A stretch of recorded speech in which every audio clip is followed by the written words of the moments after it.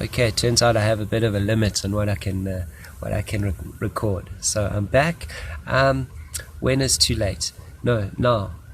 You need a plan now. And you need to look at it. You need a now plan for what happens if we go into lockdown for 3 to 4 weeks, even a self-imposed lockdown, because maybe you don't want to have a lockdown, but I'm having a lockdown, and the people I know are going to have a lockdown. So if everyone's just doing it, then the president doesn't have to call it, and we can all come up with a plan while we're in our private spaces. Lockdown. Okay, so that's and then where? I think for now, where's at home? Stick to where you are.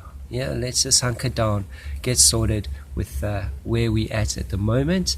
And then how? Well, yeah, again, I said, do you have money? Do you have money coming in? Do you have some saved money? Look at who you want to make your plan for, yeah, and who will kind of tell you what you need on your plan.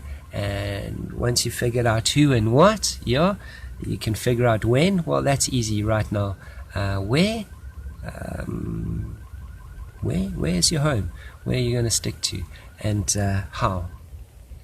How am I going to make it all happen? I have 100 Rand. What can I buy for 100 Rand?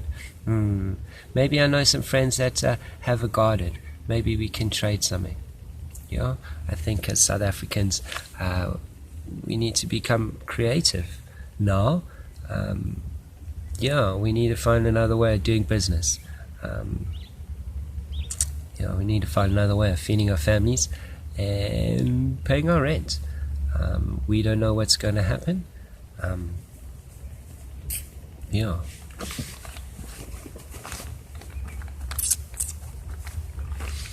what if plan. There's no need to panic. There's no need to buy everything from out of the shops. If we do that panic buying, which seems to be a thing, yes, man, more people are going to suffer. And we don't need that. So let's not panic.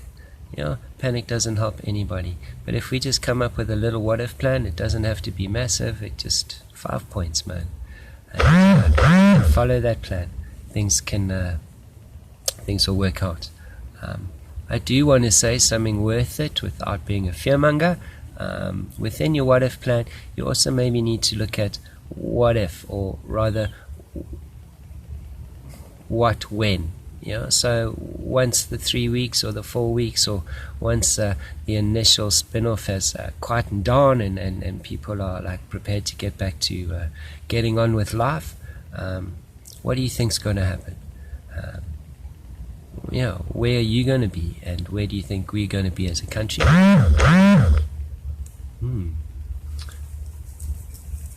Because in truth, I don't know. I don't know where we're going to be. Our business has been growing, and but it ain't big enough. We aren't in that situation where we've had the luxury of being secure in anything. It's been hard work to get to this point, and we're about to crack it. No, actually, we've sort of cracked it, and business has got to a point where it's about to become real, and this is a major setback. However, it's a major setback for everybody, and our entire network of people are pretty much self-employed, go-getting people. And it's going to be us that are going to change this way. I see lately I've been getting some hits on being an anti-vaxxer, anti-vaccination, whatever. I'm not an anti-vaxxer. However, I do have thoughts on it, and I find those that are very set in their ways are those that are in the system, and the system is not necessarily out there for our benefit. And if you believe that, then of course you and I will never see eye to eye, because everything I do would just, to you, be arbitrary. However, we must just ask questions, and we need to look at things. We need to take things in perspective and be real about things. So this virus, this on a global pandemic level, is scary because of the number of people it potentially can affect and the speed at which it is spread globally. It's scary because we're unprepared for it.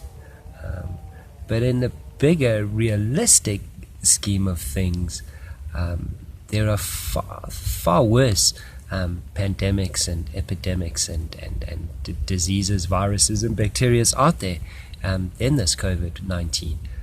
And if you actually have a look at the numbers of infections globally, that's 300,000 in the world. Listen, man, South Africa alone potentially can have 500,000 to 1.5 million people infected before the end of this year. So what we're seeing is the start of something. And in some places they're going to win, and I believe in some places they're not going to win. And I believe as South Africans, look, man, we're in one of the most dangerous countries in the world with the highest chance of having a massive coronavirus issue. But I think if we stand together as a nation and we self-contain ourselves and we just minimize interaction and let's have a look. Just minimize all non-essential issues, even if it's going to hurt us.